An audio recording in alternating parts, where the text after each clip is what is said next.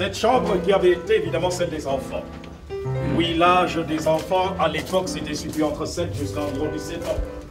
Or, ces enfants avaient été répartis entre cette petite cellule et évidemment ce couloir.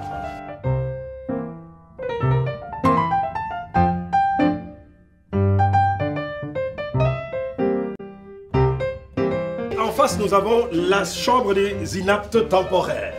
C'étaient les hommes de moins de 60. Et on les engraissait à l'aide de fèves de marais. C'est une espèce de haricot. Au Sénégal, nous l'appelons le niébé. Alors additionné à de l'huile de palme. Et cela pouvait durer 3 mois.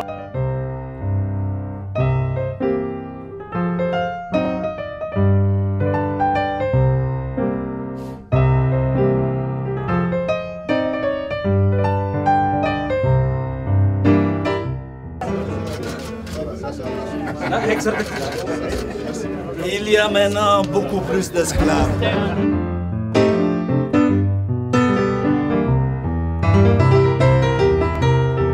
Les femmes avaient vécu ici, soumises à la même discipline que les hommes.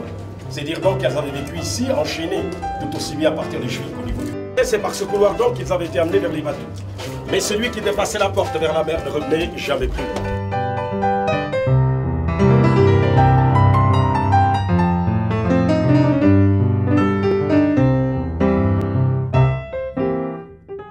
Monsieur le Président, la traite des Noirs au total avait duré 350 voire 400 ans avec au bout 15-20 millions de Noirs qui provenaient essentiellement de toute la côte ouest de l'Atlantique mais qui avaient été ainsi amenés aux Amériques.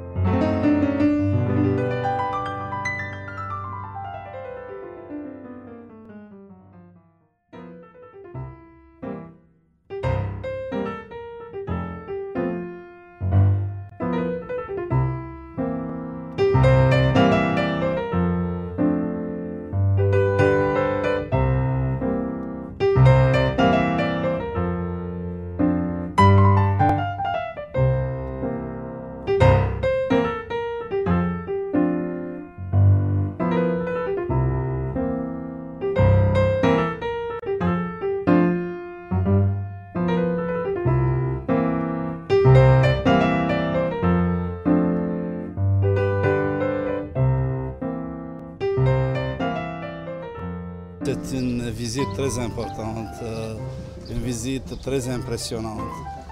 C'est vrai que l'esclavage des Noirs est terminé, la bataille contre l'esclavage des Noirs, mais l'esclavage continue dans le monde et la guerre n'est pas terminée.